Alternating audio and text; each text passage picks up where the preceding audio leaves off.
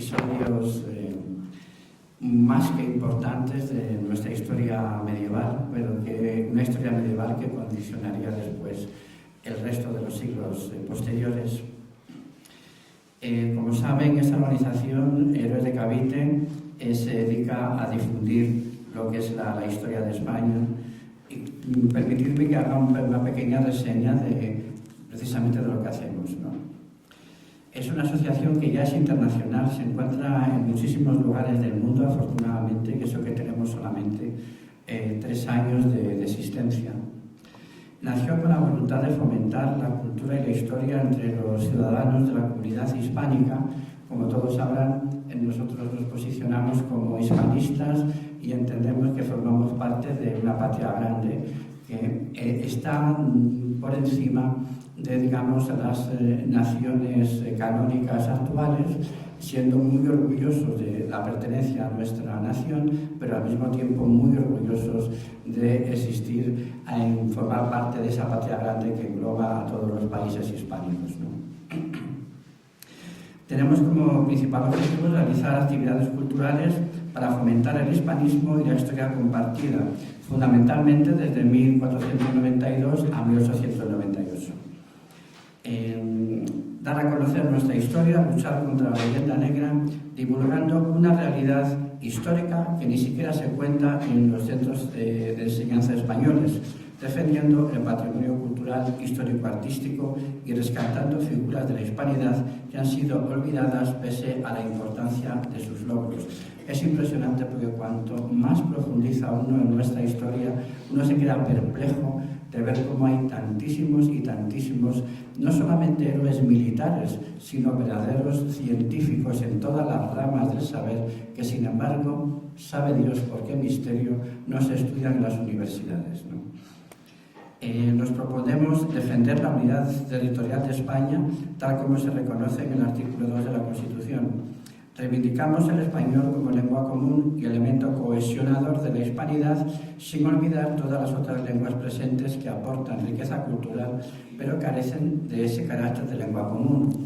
Es muy importante este aspecto porque al mundo hispánico hoy en día, con lo vilipendiado que ha sido y con la cantidad de trampas que nos han colocado a lo largo de la historia, solamente nos queda la lengua. Si consiguen que los pueblos hispánicos renuncien a la lengua común, habrán ganado la batalla. De ahí que es importantísimo sentirnos orgullosos y que la lengua común no es solamente una lengua de comunicación, es una lengua que forma parte de nuestro ser nacional e identitario. Fomentamos el hispanismo, es decir, incrementamos los lazos de amistad, cooperación e integración con los países de la esfera de la hispanidad, siendo conscientes que esta es el resultado de un mestizaje y que unidos podemos ser más fuertes para afrontar futuros retos en el mundo globalizado. Lo anterior sigue la estela marcada por la Constitución de 1812 que hacía referencia a los españoles de ambos hemisferios. Y dentro de los límites marcados por lo anterior, la asociación mantiene una estricta neutralidad política. Las ideas de sus socios, las ideas de sus simpatizantes, tanto políticas como religiosas, son individuales. Entendemos claramente que el hispanismo es absolutamente transversal y que no debe haber ninguna inclinación ni ideológica ni religiosa que pueda atentar contra esa unidad que significa la hispanidad. Y para terminar, permítanme que agradezcamos de forma especial a unas empresas que siempre colaboran con nosotros. Entre ellos está el Gran Hotel España de Oviedo y el restaurante La Floridita, también de Oviedo, de los hermanos del Coto, que son realmente unos entrañables que siempre están ahí para echarnos una mano. Y para no extenderme mucho, permítame que haga una pequeña reseña de nuestro conferenciante de hoy, que no es cualquiera, no es un conferenciante cualquiera. Si vieran el currículum, se impresionarían. Va a ser imposible que lo diga entero, porque si no, la conferencia sería para hablar de él. Pero sí les quiero decir que José Manuel García Osuna y Rodríguez José María Manuel. Es un... José María Manuel. ¿Perdón? José María Manuel. José María Manuel. Tienes razón. Es académico correspondiente de la Real Academia de Medicina de Asturias, cofrade de número de la Imperial Cofradía de Alfonso VII, el Emperador de León y el Petón de Baeza, académico correspondiente de la Real Academia de Medicina de Castilla-La Mancha, socio de número de la Asociación Española de Médicos, Escritores y Artistas, socio de número de la Asociación de Hispanistas del Benelux, historiador de Historia 16, académico correspondiente del Instituto de Estudios Históricos Bancés y Batés, doctor en Medicina y Cirugía, miembro de la Asociación Cultural de Estudios Leoneses, del Instituto de Estudios Zamorano, del Ateneo de Valladolid, del Instituto de Estudios Gerundenses perteneciente al CSIC, de la Real Historia Arqueológica Tarraconense, del CSIC, del Círculo Cultural Péndulo de Baza, de la UNESCO, del Centro de Estudios Históricos de Granada y sus reinos. Es interminable, de verdad, es interminable. Es también asesor de la Asociación Cultural Reinos de España, de la Asociación Cultural Divulgadores de España, etcétera, etcétera, etcétera, etcétera. Ha publicado varios libros: El Gran Rey Alfonso VIII de Castilla, el de las Navas de Tolosa, precisamente; Breve Historia de Fernando el Católico; El Rey Alfonso X el Sabio de León y de Castilla, su vida y su época; El Rey Alfonso VII, el Emperador de León; Urraca I de León, primera reina y emperatriz de Europa; El Rey Ramiro II, el Grande de León, el Invicto de Simancas; y La Batalla de las Navas de Tolosa, un mito histórico. Y acaba de terminar un libro dedicado a Hernán Cortés, que tendré el gusto de redactar su epílogo, lo cual para mí es un verdadero honor. No continúo porque si no, no terminaría nunca. Les pido un fuerte aplauso, por favor.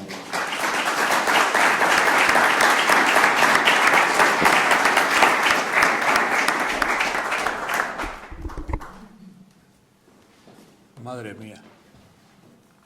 ¿Me escuchan? Bien, ¿me escuchan, no?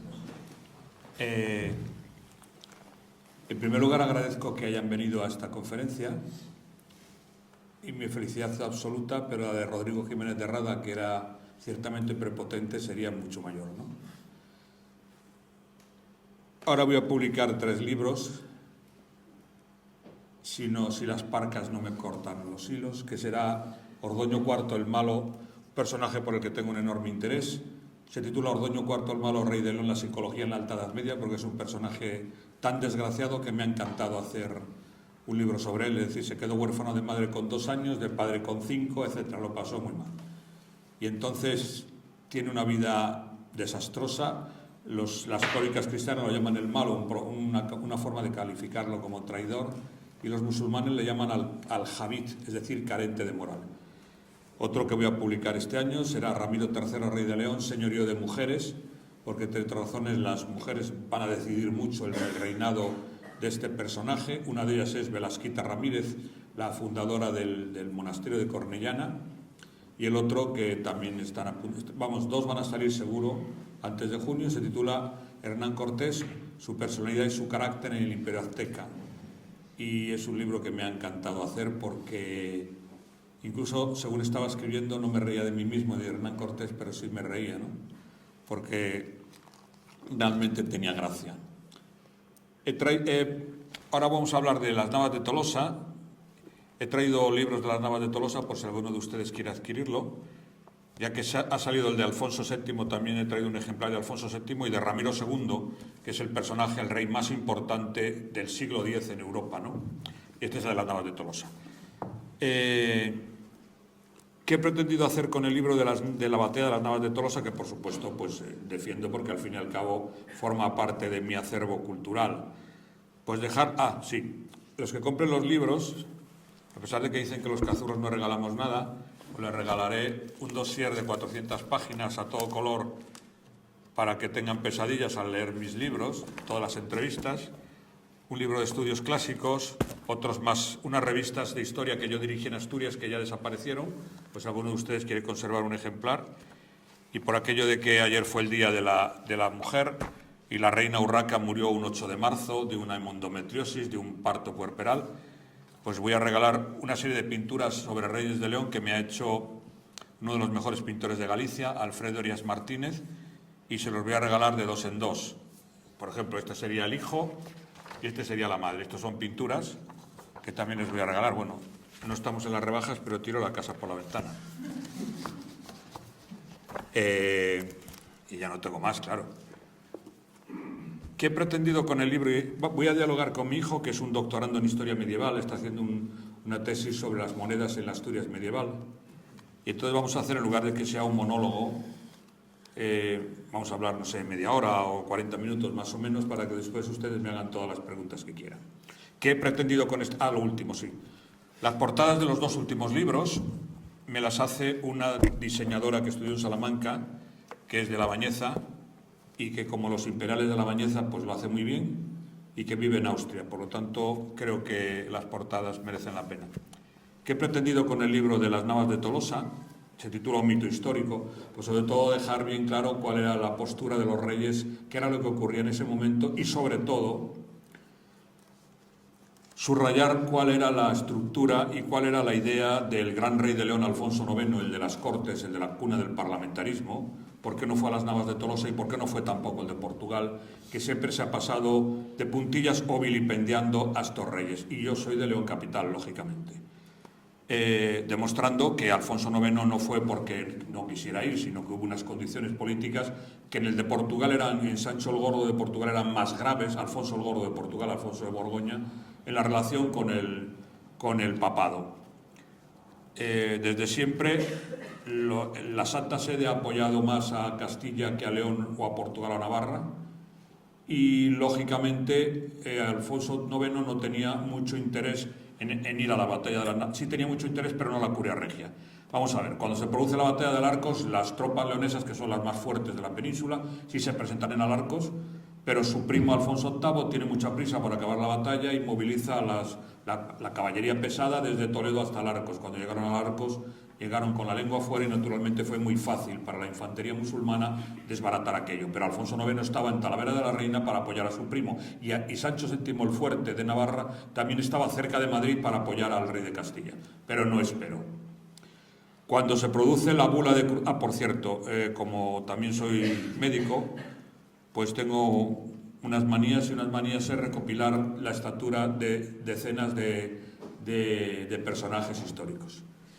Les voy a decir solamente los que intervienen en este momento. Alfonso IX de León medía 1,90. Uy, si hace ese gesto ya no sigo. Alfonso VIII de Castilla medía 1,80. Pedro I el Católico de Aragón 2 metros. Madre. Y Sancho VII el Fuerte de Navarra solamente medía 2,13. Sí, 2,13. Con lo cual tienen ustedes que entender... Esto simplemente es un paréntesis antes de que empiece a preguntarme mi hijo. Tienen que comprender que cuando aquel gigante de 2,13 montado a caballo se acercó al palenque donde estaba el califa almohade, y los negros, que así se llamaban, que eran la guardia personal, estaban encadenados y de rodillas, obviamente fue muy fácil el susto y matarlos con facilidad desde una altura gigantesca de 2,13 más el caballo, mientras los dos estaban agachados. De ahí viene lo de las cadenas del Reino de Navarra.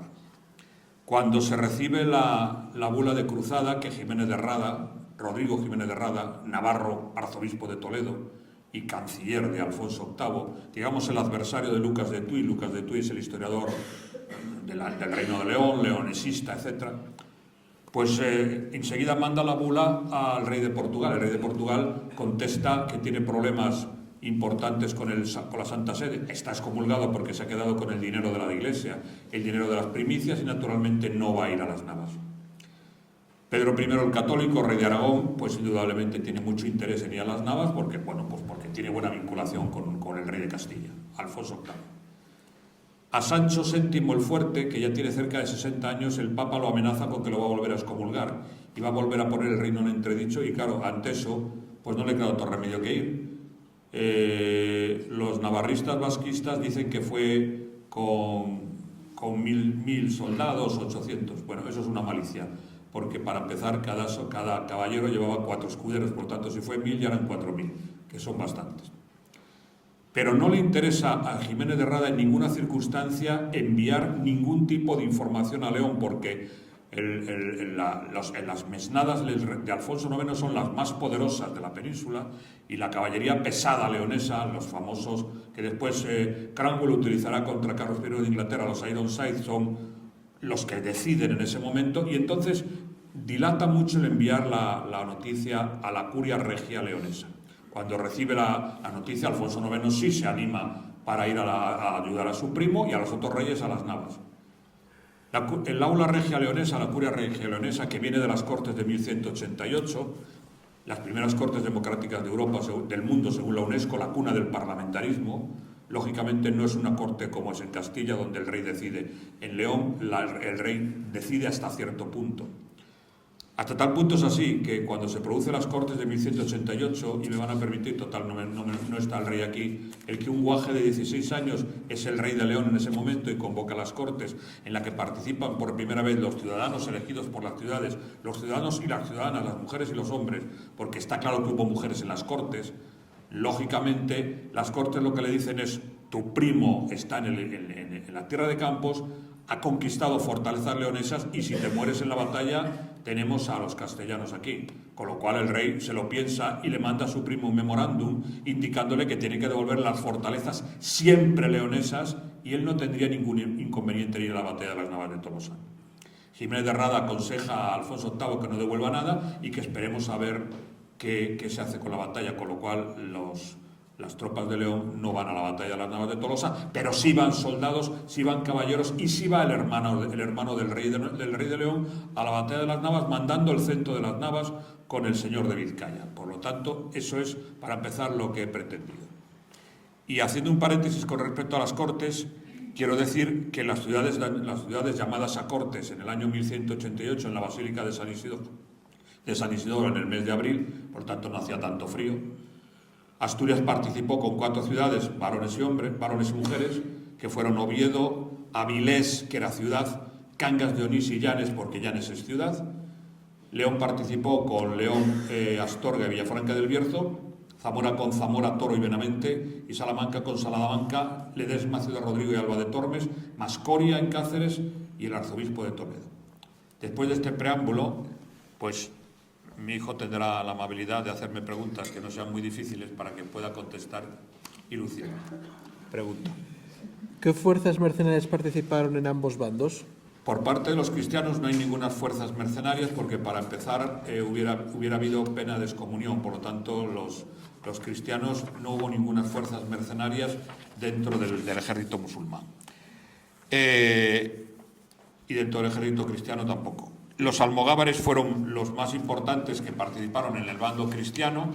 Los golfines, que eran unos soldados que provenían del centro de Europa y habían sido rescatados, digamos, como bandoleros en las zonas de las Extremaduras, tanto leonesa como castellana, se dedicaban a coger ovejas, y entonces los reyes los utilizaban mejor para la guerra.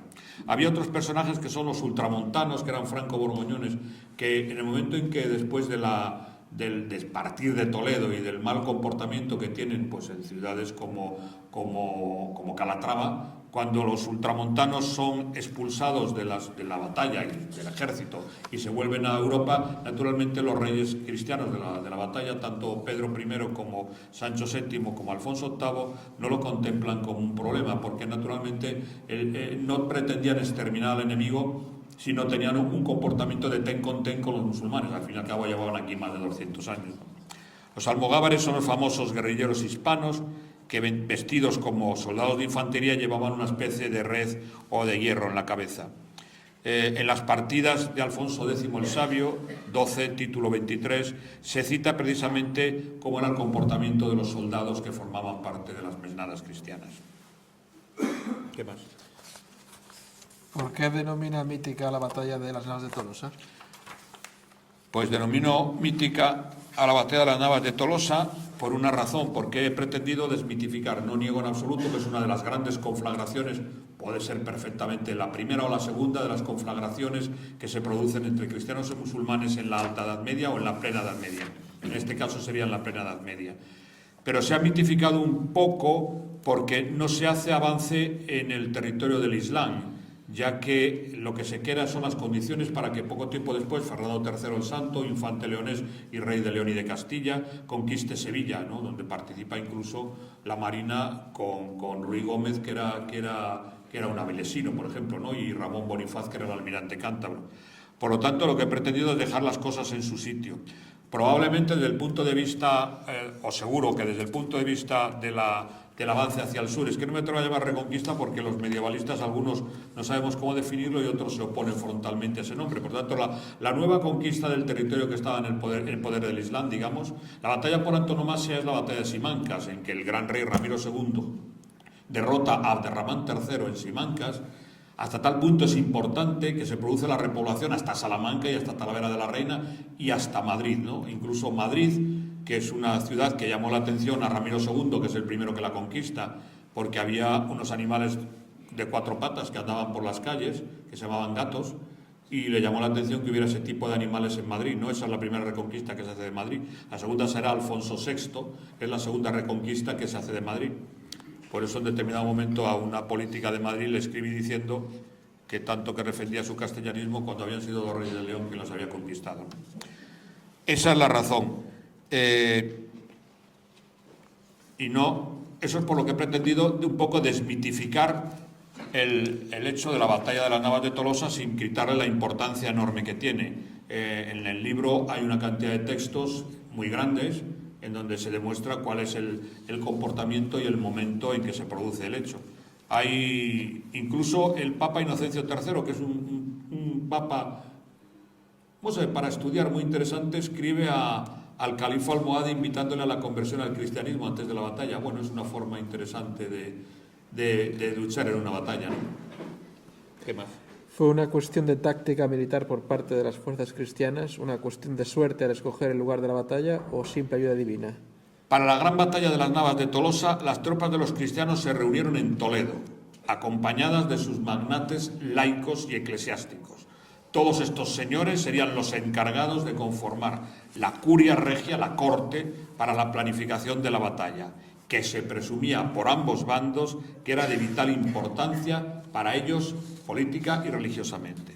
Tanto el rey de Castilla, que era el rector del hecho bélico, además tenía ganas, lógicamente, de mutar, de cambiar lo que había ocurrido con Alarcos, como el soberano de los agarenos, el califa, desde los seguidores del profeta Mahoma, habían dotado a todos los participantes de los necesarios medios económicos y materiales para vencer al enemigo en tal campaña, en el empeño tan anhelado. De igual manera, tanto cristianos como sarracenos caminaban con gran lentitud, estamos hablando de que es en verano, hacia el lugar previsto para la confrontación. En la batalla de las Navas de Tolosa, Alfonso VIII constituyó una vanguardia muy agresiva, en forma de cuña, con las tropas voluntarias leonesas, portuguesas y caballeros ultramontanos que se habían quedado como centro de esa cuña que el señor de Vizcaya iba a estar mandando, ¿no?, aparte del hermanastro de Alfonso IX. El magnate leonés Fernán Gutiérrez de Castro, que era el que acaudillaba las milicias episcopales de la Orden Militar de Santiago. Otro llamado Sancho Fernández, el cañamero, que era hermanastro, Sancho Fernández, hermanastro de Alfonso IX, era el que mandaba una de las partes centrales, ¿no? López Díaz II de Haro, que es el hijo del señor de Vizcaya, Diego López II de Haro, también está mandando el centro. El gran rey de Castilla, Alfonso VIII, está al mando de la zaga con su pendón, el castillo almenado, y las alas derecha y izquierda van a estar mandadas, la derecha por Pedro II el Católico, rey de Aragón, y la izquierda por Sancho VII el Fuerte de Navarra. Cuando se llegaba al cuerpo a cuerpo, la victoria quedaba en manos de los más valerosos y aguerridos, pero todos ellos, de un lado y de otro, confiaban en la voluntad del Dios de los cristianos y los musulmanes en la voluntad de Alá. Los procedimientos tácticos bélicos desarrollados en la Edad Media eran fundamentalmente 3. Cuando se sumaban varias lanzas, daba origen a una bandera o mesnada. Se define mesnada como aquella hueste de hombres armados pertenecientes a un rey o a un rico hombre, a un noble o lo que sea, un concejo, una parroquia o un distrito, que era la unidad orgánica del ejército medieval. Después, el haz era una unidad táctica para desarrollarse en el campo de batalla. Una reunión, por ejemplo, de mesnadas conformaba lo que se llamaba una hueste. Los soldados que servían o que se servían de las mesnadas se llamaban mesnaderos y el salario percibido era la mesnadería. La bandera o mesnada estaba constituida por 100 caballeros del mismo linaje agrupados en torno a su señor feudal. Y por cierto que sí se pagó a los soldados, de un lado y de otro. Los musulmanes no, pero los cristianos sí. ¿Se podrían cuantificar las fuerzas por ambos bandos y las pérdidas humanas sufridas? Es muy curioso porque las cifras por parte cristiana y por parte musulmana es de miles, de cientos de miles, ¿no? Pero bueno, es una forma, es la publicidad, ¿no? Está ocurriendo ahora en las desdichadas guerras que tenemos. Las cifras relativas al volumen de soldados de la Cruz en las Navas de Tolosa que escribió el arzobispo Ruy o Rodrigo Jiménez de Rada no solo son exageradas sino estrambóticas. Habla de 10.000 caballeros, 100.000 peones, 30.000 aragoneses, 2.000 caballeros navarros. Es decir, se estima por diversos historiadores que el ejército de los cristianos podría estar conformado. Por ejemplo, un historiador muy prestigioso que es Huici Miranda, es un historiador navarro que ya falleció, habla entre 60.000 y 80.000 soldados con un margen de error de 20.000 y era muchísimo ejército para movilizar. La unidad táctica del esquema de la milicia en la época medieval era la lanza y en las Navas de Tolosa estuvo formada por un caballero, su escudero, un paje y dos peones armados con ballestas y lanzas. Por lo general estaba conformado de 4 a 10 soldados. Por todo lo que se antecede, aceptamos que el rey de Aragón pudo tener unos 3.000 caballeros de la nobleza, acompañado de sus escuderos, pues unos 12.000. Unos 200 caballeros, por ejemplo, o 500 por parte de la nobleza navarra, que serían 800 o 2.000 soldados navarros. Por consiguiente, hay una fórmula que utiliza el profesor Baratorbe, que es médico e historiador de Málaga, aunque nacido en Valladolid, que utiliza fórmulas bastante acertadas a lo que pudo ocurrir.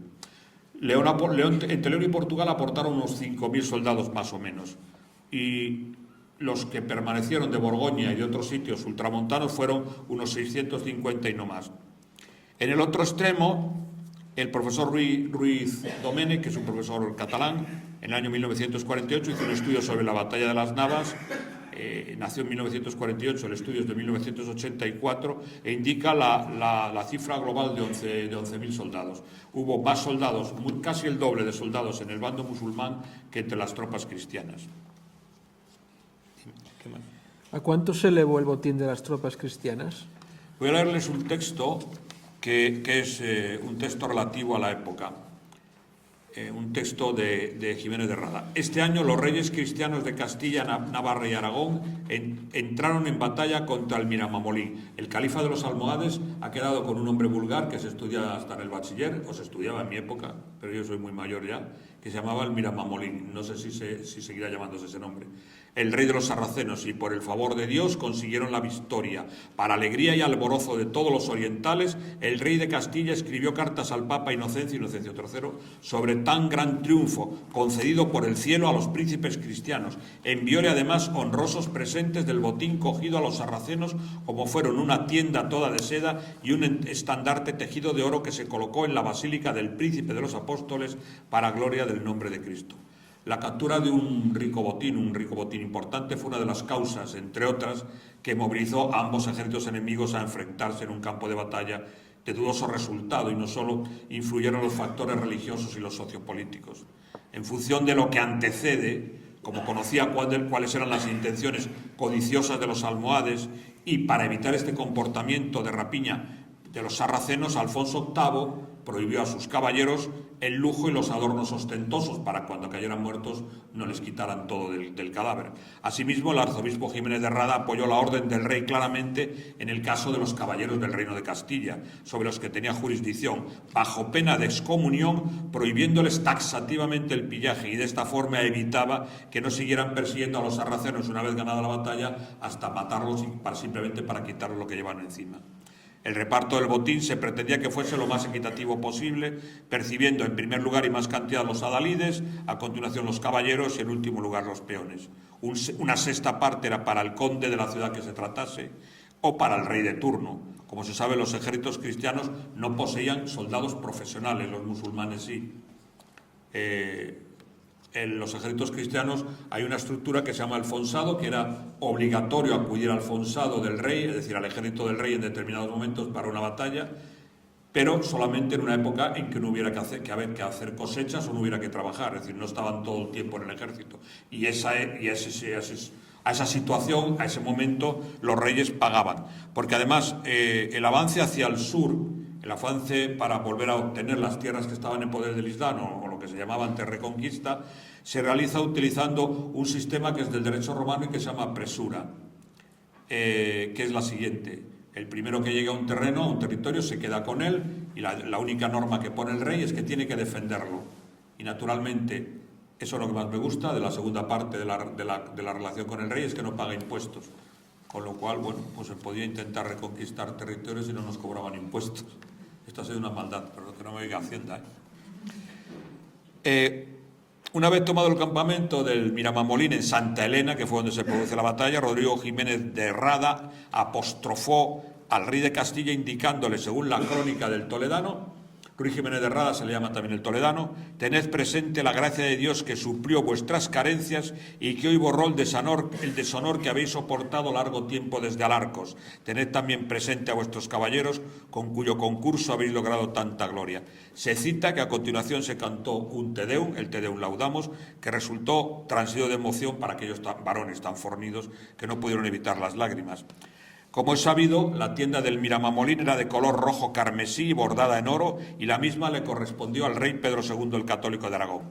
El magnífico soberano navarro, Sancho VII, pudo poner una gran esmeralda, que aparece en el escudo de Navarra, en su escudo a partir de las Navas de Tolosa, porque fue una esmeralda que consiguió quitarle al califa almohade. El estandarte y la lanza califales fueron enviadas, que me resulta curioso, por el rey Alfonso VIII al Papa Inocencio III. Debe ser para que peleara con los cardenales, ¿no? Porque si no, no tiene mucho sentido. ¿Qué más? ¿Cuánto tiempo le ha llevado a documentar su obra? No solo con datos contrastados, sino también con las ilustraciones que incluye. Como dicen los políticos, esta pregunta me encanta que me la hagan.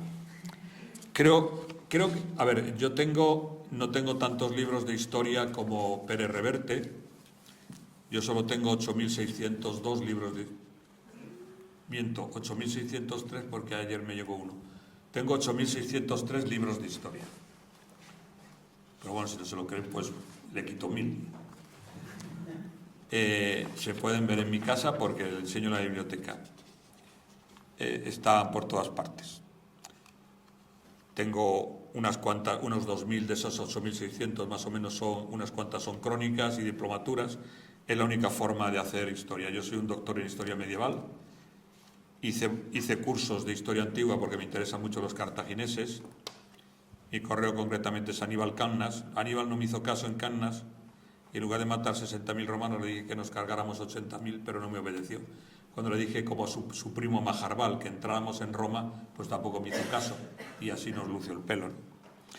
Pues estuve un año leyendo grosso modo todas las obras sobre la batalla de las Navas de Tolosa. Tengo todos los libros que se han publicado sensu estricto sobre la batalla. Desde el de Vara Torbeck hasta García Fiz, acaba de sacar una nueva reedición en una editorial en Despertaferro, que es un magnífico historiador de Cáceres, catedrático de medieval. Después, Huici Miranda, que es un profesor que ya murió hace tiempo, es un profesor navarro muy interesante, tiene una cantidad de textos enormes, originales de la época, también lo tengo. Alvira Cabrer, me gustó mucho algunas de las descripciones que hace. Estoy hablando de libros que se titulan Sensu Estricto, Las Navas de Tolosa. Es otro profesor que me gustó mucho. Hay uno mucho más divulgativo que se llama Lago, y después otro que es López Payer. Después, también utilicé la historia. Todos los libros que utilizo en todos mis libros están en la bibliografía, y todos los libros de la bibliografía están en mi casa. Bueno, si no me los ha comido la perra, claro. Por cierto, me comí alguno, pero ya se ha vuelto analfabeta, por cuestiones que ustedes entenderán. El de Rebus Hispania también utilicé como básico de Jiménez de Rada, y el Chronicum Mundi no faltaba más de Lucas de Tuy, el tudense, ¿no? el canónigo de León. El volumen contiene pues una amplísima bibliografía que pues yo no sé cuántos libros tiene cuántos son de bibliografía. Por consejo de mi maestro, todos los libros tienen siempre 2 prólogos y 2 epílogos. Bueno, todo esto es la bibliografía. Dividida en fuentes crónicas, bibliografía esencial y bibliografía de apoyo, porque mi maestro de medieval, el profesor Fernández Conde, fue el que me aconsejó cómo poner mejor la bibliografía. Todos los libros míos suelen llevar 2 prólogos y 2 epílogos, por una razón de salud, porque si el libro es muy malo, primero les acuden a los de los prólogos y cuando llegan a mí ya están agotados y no les da tiempo a sacudirme. Y si alguno se olvida de mí, pasan a los epílogos y entonces los 2 de los epílogos también sufren. Es que los leoneses no damos puntadas sin hilo. Y les cuento lo de los proyectos. Sí. Por haber tenido la amabilidad de ustedes de venir aquí, ahora me pueden hacer las preguntas que quieran. Ya les he dicho cuáles son mis próximos libros. El año que viene, el siguiente que voy a sacar, si no me muero, claro, es una biografía de Alfonso IX, y voy a dedicarme a Alfonso IX y a su mujer, Berenguela, porque son 2 personajes muy interesantes. La mujer del rey de las Cortes, o el legislador Alfonso IX en León, está vista, pero de desastre, porque la acusan de muy vinculada a Fernando III, de muy vinculada a Castilla, etc. Ahora se acaba de descubrir, yo nunca estuve muy de acuerdo con eso, se acaban de descubrir en el artesonado del convento de las Claras en Salamanca todo tipo de datos de la reina y no tiene nada que ver con la malicia que en la ciudad de León se decía hacia ella, ¿no? Es un personaje que me resulta muy grato y entonces voy a escribir, ya estoy terminando lo del marido, porque me dijo una de las personas que me va a hacer el prólogo, que fue el director general del libro, el que trajo lo de las Cortes, la descubrió, el que lo llevó a la UNESCO, iba ya por la página 300 y pico y me dijo, ¿pero cuándo lo vas a casar? Y entonces ya he decidido casarlo porque si no termino la 900 y no le da tiempo al Papa a suprimir el matrimonio. Les voy a contar una anécdota de Alfonso IX y algunas otras anécdotas más, si me permiten, jocosas, y después me preguntan lo que ustedes quieran. Los cacereños dicen que nunca va a ascender el equipo a segunda división porque el rey Alfonso IX, que es el repoblador de Cáceres, en el foro de Cáceres dice: malditos sean los cacereños si permiten que haya dentro de las murallas conventos de monjas y curas. Y como hay conventos de monjas y curas, pues según los cacereños, Cáceres está maldito. Les voy a contar otra anécdota, en este caso de un compositor. Henry Purcell es uno de los grandes compositores de la música culta, de la música académica. Mi hijo, por cierto, se llama Wolfgang como Mozart, Wolfgang José como su padre. Y también tengo muchos discos de música, ¿eh? No voy a decir tanto porque ya me da vergüenza. Y publico también biografías de músicos. Lo último que he publicado ha sido una biografía de Federico Chopin. Bueno, pues Henry Purcell se le ocurrió el 21 de noviembre del año 1695 cogerse una gran juerga en Londres y llegar borracho a su casa. Su mujer no lo dejó entrar, lo tuvo a la intemperie toda la noche hasta que se despejó, pero tuvo mala suerte porque cogió una neumonía y murió de neumonía. Entonces su esposa le entró complejo de culpa y publicó todas sus obras. ¿Saben cuánto medía María Antonieta de Austria? No, 1,72. ¿Saben qué sujetador usaba? 105. No sé si es mucho o es poco. ¿Está bien? Pero no había sujetadores. En el Museo del Louvre llevan una cosa con lo que la reina sujetaba el pecho. Que no había sujetadores. Ya, pero ya le digo que es una cosa que aparece en el Museo del Louvre que corresponde a la talla 105. Indudablemente no había sujetadores, había algo que sujetaba el pecho de la reina. ¿Qué más?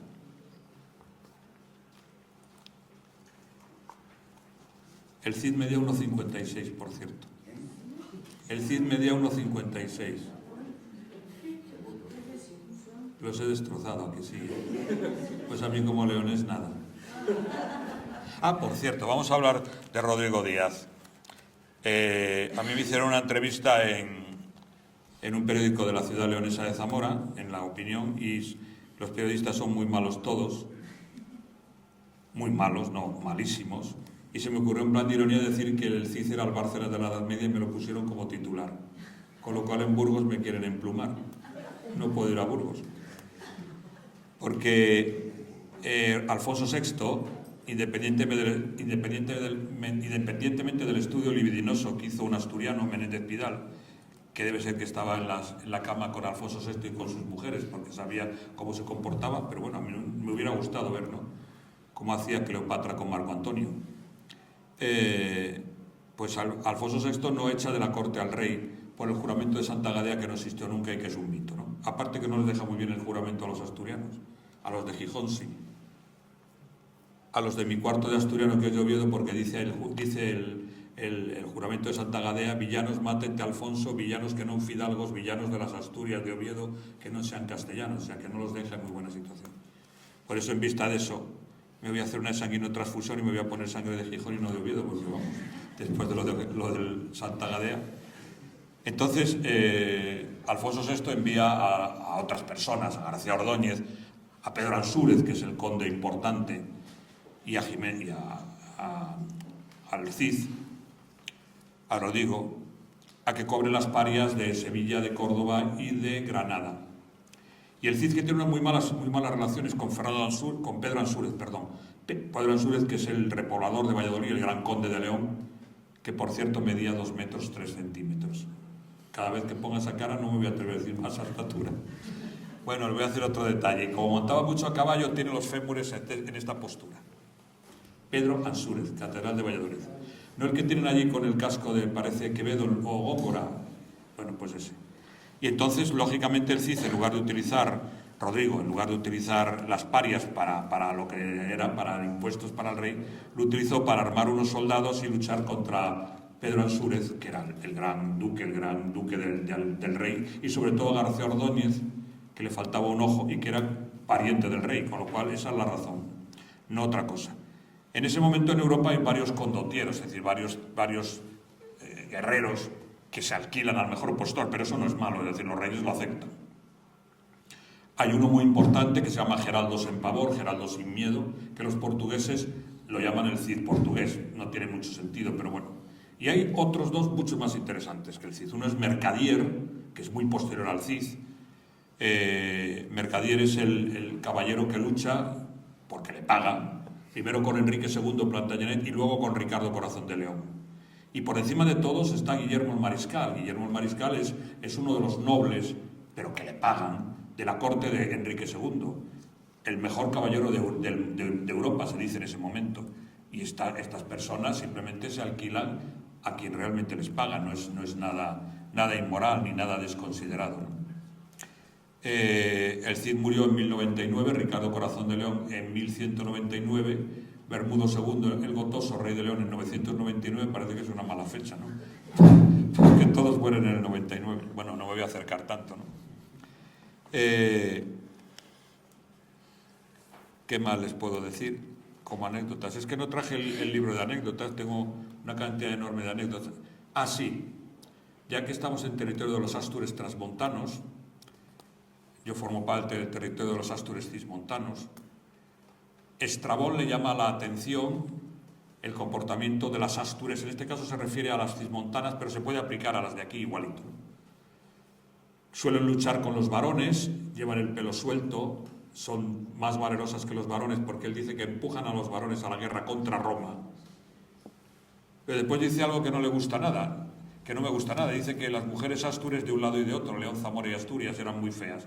Habría que ver cuál es el concepto de belleza de Estrabón, ¿no? Que no deja de ser un geógrafo griego con poca idea. Pero él lo que le llama la atención es sobre todo el poder que tienen, la fuerza que tienen las mujeres, que son las que invitan a los hombres a pelear, ¿no? Y dentro de esas guerras cántabro-astures, el jefe de el caudillo más o menos de los Astures se llamaba Gauzón, y el caudillo de los cántabros se llamaba Corocota.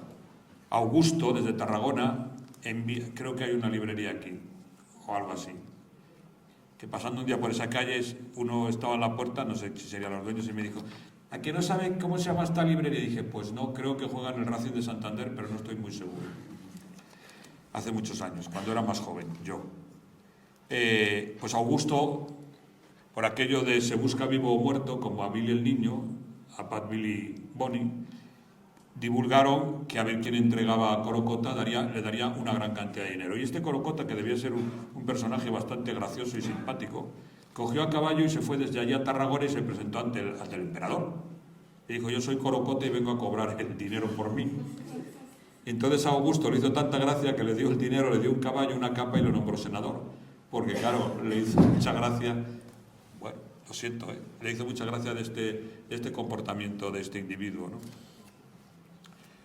Hay un emperador, Maximino el Tracio, que para provocar a las legiones se comía 12 pollos y luego los vomitaba. Y volvió a comer 12 pollos para provocar a los legionarios y saber a aquellos que le criticaban y cortarles la cabeza. Era listo, Cuando Leonor de Aquitania fue encerrada en el castillo de Salisbury por su marido Enrique II por haber provocado una rebelión correcta y lógica. Leonor de Aquitania es una de las grandes mujeres de la Edad Media, una mujer impresionante, ¿no? Es posterior a Urraca. Urraca, por cierto, es una de las mujeres. Yo llevo mucho tiempo peleando para que sea como dicen ahora los cursis, un icono, porque muere un 8 de marzo. La reina de León muere un 8 de marzo de una endometriosis, es decir, de un parto puerperal, de una infección puerperal, ¿no? Bueno, pues cuando Leonor, que tenía a todos sus hijos apoyándole, Ricardo Corazón de León, Juan Sin Tierra, etc., se levantó contra su marido y su marido la cogió prisionera, aunque iba vestida de hombre, la descubrió y la metió 17 años en la torre de Salisbury. Pues desde allí escribió, pero eso no es para que lo apliquen las señoras, simplemente es un hecho histórico y además es del siglo XIII, o sea que del siglo XII y XIII. Escribió una frase que decía: hay varones a los que arrancarles la piel a tira sería un acto de extrema justicia, pero no es para aplicarlo. Le gustó, pues no es para aplicarlo. Bueno, pues en un programa que había en una emisora de Radio Navilés, una de las locutoras que hacía el programa, una amiga mía, me dijo que le diera algo para preguntar a la gente, que le diera alguna cosa rara, y le di esa frase. Se podría haber hecho un estudio psicológico sobre la cantidad de mujeres a las que les cargaron esa frase. Desde la pasionaria hasta la mujer de andar. A todas, pero ninguna de la Edad Media. Vamos, que era lo curioso, ¿no? A nadie se le ocurrió mirar en Internet. Hay unas tablas, usted coge el fémur, mide el fémur del individuo. Sí, cuando existe el fémur, lógicamente, si no la tibia y sí, tienen que ser huesos largos, Viene el fémur. Huesos largos en medicina decimos huesos largos. La tibia, el fémur, el peroné, el cúbito y el radio. Es decir, un hueso largo no es los metacarpianos. Entonces, hay unas tablas y en función de la medida de ese hueso, por una tabla que hay, sale la altura muy cercana del sujeto. Pero cercanísima. Por ejemplo, Ricardo Corazón de León está entre 1,96 y 2 metros. Muy cercana. ¿De todos esos personajes que he mencionado existen restos? Sí, existen restos, sí. Y concretamente el segundo marido de la reina Urraca, que es Alfonso el Batallador, un personaje para estudiar, ¿no? Pero para estudiar, vamos, yo creo que necesitaba ayuda psicológica más que otra cosa, ¿no? Bueno, Urraca fue una mujer, según dice ella, maltratada, ¿no? Le dio patadas y todo, ¿no? Pero yo creo que el sujeto no estaba muy bien de la cabeza, ¿no? Pues este hombre medía entre 1,61 y 1,62, y su hermano, Ramiro el Monje, 1,60, pero en cambio la hija de Ramiro el Monje, que es la famosa Petronila, medía 1,95. O sea que depende de... Pero sí, tengo una lista muy grande porque, bueno, cada uno tiene sus manías, esa es una de mis manías, a lo mejor si midiera 1,90 pues no me interesaba, pero midiendo 1,70 pues sí me interesa saber lo que mide y me interesa mucho. Sobre todo, porque tiene una relación con el medio en el que se mueven, ¿no? Vamos a ver, Ramsés II medía 1,73 y además era pelirrojo, todavía se conserva el pelo, ¿no? En cambio, Tutmosis III medía 1,59. Bueno, Hatshepsut 1,56 y tenía artrosis, ¿no? Pero bueno, me interesa mucho la medicina forense. Yo en todos mis libros, la historia forense, en todos mis libros hago un estudio, bueno, porque soy médico también aparte de medievalista, de historiador, y me puedo permitir el lujo, se puede decir así, con todo respeto, de con los datos que tengo saber de qué murió ese personaje más o menos. Por ejemplo, Ramiro II yo creo que tuvo un infarto o una angina de pecho en Oviedo porque tiene 4 meses en que no hace absolutamente nada y cuando se recupera va a morir a León y sabe que va a morir a León, al Palacio del Rey, ¿no? Alfonso X el Sabio tenía todas las enfermedades habidas y por haber. Su hijo Sancho IV, que era un hijo muy cariñoso, se refería a su padre, ¿cómo lo llamaba? Hereje. ¿Cómo lo llamaba? Hereje. Leproso. No sé cuál. Era un hijo, Sancho IV, sumamente cariñoso. Hereje, leproso ¿Y por qué lo llamaba leproso? Porque Alfonso X el Sabio tenía una serie de manchas en la cara que le iban comiendo la cara. Hoy se sabe perfectamente que era un adenocarcinoma provocado por una patada de un caballo que cuando era niño, cuando era joven, se fue infectando y claro, el rey, su hijo no sabía que aquello era un adenocarcinoma y como le comía la cara, cuanto más cariño tenía su padre lo llamaba leproso. Después, como tenía ataques de ira por lo que le dolía la cabeza, tenía cefaleas, y tenía cefaleas provocadas por algo tan simple como era una sinusitis, que hoy se hubiera curado con una cefalosporina, un mucolítico y un corticoide, pero en aquel momento no había. Y cuando Alfonso X tenía aquellos dolores de cabeza con ataques de ira, le salía por el pus el ojo derecho, y entonces su hijo pensaba que era un hereje, que era algo demoníaco. Pero bueno, es que tenía mucho cariño a su padre. Les voy a contar una anécdota de Alfonso X que está en mi tercer libro. Mi tercer libro fue una biografía de Alfonso X. Y le titulé Alfonso X el Sabio, rey de León y de Castilla, con una orden expresa al editor que no quería ver ningún castillo en la portada y me obedeció. Puso un león rampante. El libro es mío, yo pongo a quien quiero, ¿no? O no, claro, lógico. Y además él es rey de León, porque firma siempre como rey de Castilla, de León y de Andalucía. Pues Alfonso X fue excomulgado porque se le ocurrió la feliz idea de escribir al Papa, y diciendo lo siguiente: si el día de la creación del mundo yo hubiera estado ante Dios y me hubiera hecho caso de mis consejos, la creación hubiera resultado mejor. Dijo el Papa: sí, pues te excomulgo, por atrevido y por blasfemo, y los comulgó. Porque hay que decir que dijo claramente al Papa: Dios se equivocó porque no me pidió consejo. Era un personaje muy curioso, porque además lo que quería era el fecho del imperio, es decir, ser emperador. ¿Qué posibilidades tenía de ser emperador? Ninguna. ¿Por qué? Porque aunque sí provenía de familia imperial, es decir, de los Suabia, resulta que formaba parte de los gibelinos, que eran los enemigos del Papa, por lo tanto el Papa no lo iba a aceptar. Segundo, provenía de una familia que al Papa, cada vez que a Alejandro III o Inocencio III le hablaban y los posteriores le hablaban de su familia, que era Federico I Barbarroja Hohenstaufen, era como si le nombraran al diablo, porque había intentado meter a papas anteriores en la cárcel, etc. Por lo tanto, posibilidades ninguna. Aunque Jiménez de Rada invocó que era rey de León y el título de los reyes de León era título imperial, al Papa no le convenció, aunque aceptaba esa orden. Por lo tanto, se gastó lo que no estaban los escritos, hasta tal punto que los procuradores de Zamora se presentan no ante el rey, que no se podía negociar con él porque él estaba con lo que llaman en las crónicas el fecho del imperio, ¿no? Y le dicen a Jiménez de Rada que en Zamora están en la ruina, que no tienen ni que comer porque los ha esquilmado a impuestos, ¿no? Que era la mejor forma era poner las cortes se reúnen por separado. Las Cortes de Castilla se reúnen en un sitio, las Cortes de León se reúnen bien. Por ejemplo, se reúnen a veces en Medina del Campo, en Zamora sobre todo, y si se reunían en Zamora, esquilmaban a la ciudad en la que se reunían, ¿no? Entonces, pues tenía insuficiencia renal, insuficiencia hepática, era, ¿cómo se dice? Una yacería, pues eso, era una yacería. Pero era un personaje muy curioso, Alfonso X. Alfonso IX se casa 2 veces y desgraciadamente con primas.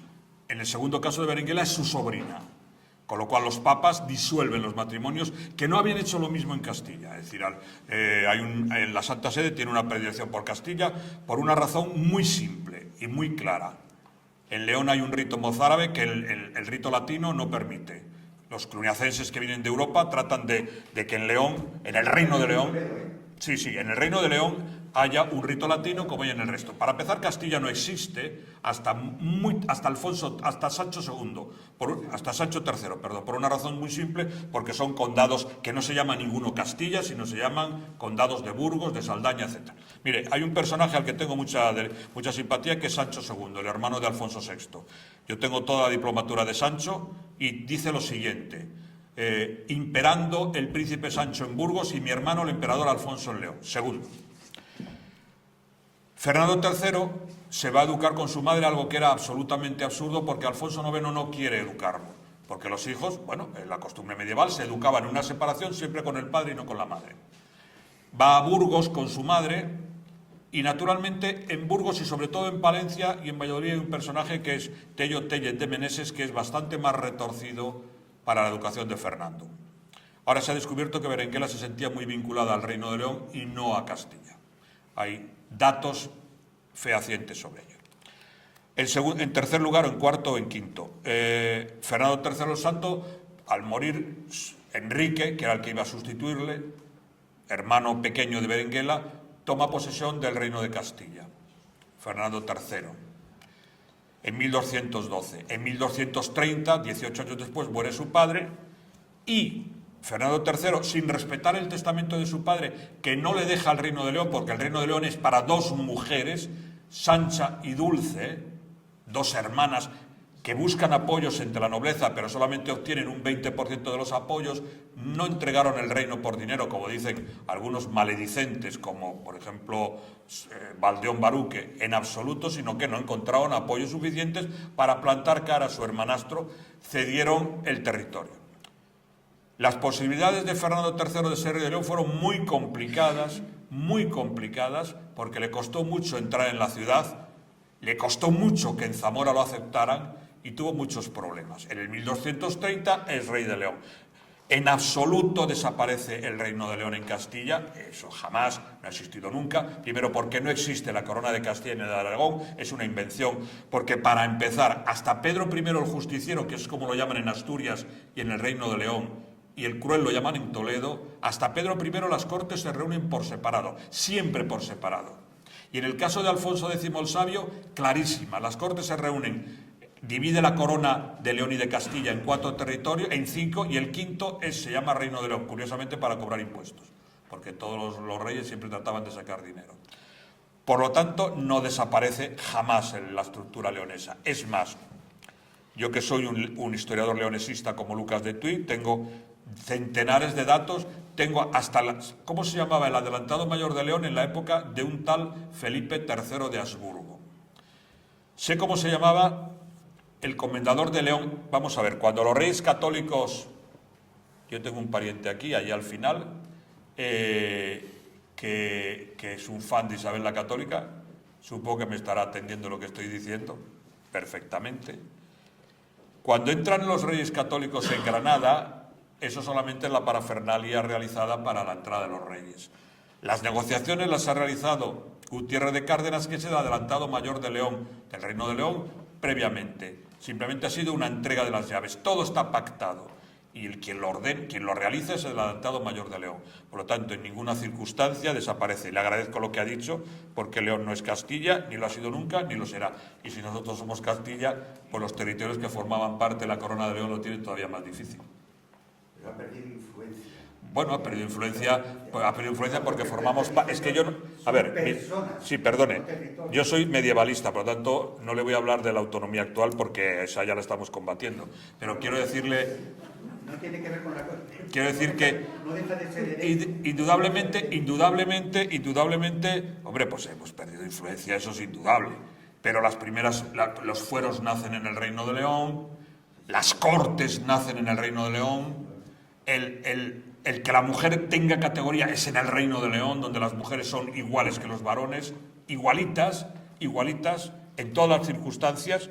Mire, ya que hablábamos de Alfonso VI y del chico este, del Ruiz de Vivar, Rodrigo Díaz de Vivar, ha sido un lapsus bondadoso, ¿eh? En la corte de Fernando I y de Sancha I, así como su nieta Urraca firma Urraca el rey, no la reina, porque si es la reina, el rey sería Alfonso el Batallador. Urraca siempre firma Urraca el rey y se intitula como emperatriz de León y reina de todas las Españas. Y no solo eso, sino que la reina Urraca es la primera que introduce la partícula y las mujeres. Cuando hay una donación se decía, pues los ganados, las tierras y los hombres pasan a poder de Gonzalo. Ella siempre dice con los hombres y con las mujeres.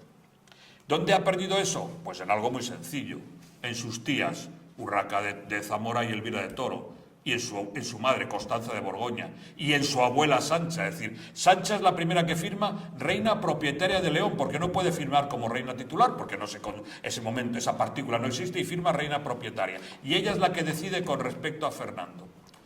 Por lo tanto, la educación que dan a los hijos, al Sancho, Urraca, Elvira, Alfonso y García es la misma. La misma, estudian el trivium, el quadrivium, igualita. La diferencia a favor de Urraca y Elvira, hombre, yo creo que es a favor. Porque yo que no hice la mili me libré por inútil, pues la cuenta. Es que no las enseñan a dar mandobles. Hombre, yo creo que es más positivo. Alfonso, García y Sancho les enseñan a dar mandobles y a las infantas no. El título de infantazgo nace en el Reino de León. Bueno, etcétera, etcétera, etcétera.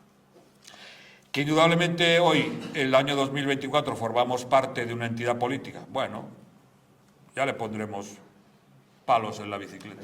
¿Qué singularidades? ¿Qué categoría? Ya lo he explicado antes, pero bueno, lo voy a repetir. Es decir, ella tiene un concepto absoluto, es más, un concepto absoluto de que ella es el rey de la corona. Es más, eso lo considera su padre porque su padre es lo que ha estudiado. No discrimina a su hija por ser hija. Se dice, bueno, pero es que subió al trono porque su hermanastro murió en una batalla. No, pero es que su hermano era mayor. El que muere en Uclés era mayor que ella. Pero él, Alfonso, la impone en las cortes. Llega a las cortes y les dice, no hay otra opción, mi hija es la reina. Y los cortes que dicen, bueno, lo aceptamos, pero si quieres ser reina tienes que casarte, porque si no, no nos puedes mandar. Pero eso no es una imposición, bueno, machista, no, simplemente porque también a los infantes les obligaban, o te casas o no hay nada que hacer. Era una forma política. Ella, ¿qué ocurre? Pues hombre, que la casaron con alguien que ella llama bodas descomulgadas, porque así define sus bodas con Alfonso el Batallador. ¿Por qué? Pues porque Alfonso el Batallador tenía casi 10 años más que ella y Alfonso el Batallador siempre decía, el hombre tiene que estar con hombres, no tiene que estar con mujeres. Bueno, y ella tenía otro comportamiento distinto. Cuando se queda viuda, cuando se separa de Alfonso el Batallador, tiene un amor, una relación de amor, porque ella habla de amor, de delicia, con el conde de Candespina, que muere en la batalla de Candespina. Bueno, me voy a matizar, porque dije conde de Candespina en un pueblo importante de mi tierra, donde gobernamos el repugnante leonesismo, en Santa María del Páramo, y casi me liquida uno allí. No, perdone, Candespina es la batalla. Bueno, pues el conde Gómez Salvadórez, muerto en Candespina, fue la primera pareja que tuvo después de separarse la reina. Pero vamos, poniéndose la corte por montera y nadie le dijo nada. La segunda, que es con Pedro González de Lara, es con la que tiene 2 hijos, Elvira y Furtado. Y Fernando el Furtado, llaman el Furtado porque le hurtaron la posibilidad de ser rey. La reina tiene ya te digo, tiene una vinculación importante con Asturias. Está documentado, yo tengo toda la diplomatura de la reina, que es un libro precioso, porque además se ve allí nombres de Asturias, Perlora, Prahuía, Pravia, San Esteban, o sea, aparecen nombres de la... Madre mía, qué golpes doy, parezco Khrushchev en la ONU. Y tiene una vinculación importante. Es más, las crónicas dicen que recorrió los pedregosos caminos de Asturias a caballo. Y uno de los diplomas que es muy interesante es la legislación de la pesca del salmón en el Nalón. O sea, que estuvo en el Nalón, ¿dónde? En San Esteban o algún sitio de esos, y vio que no se pescaba bien y ella reglamenta la pesca. Bueno, siento haberles aburrido, lo lamento.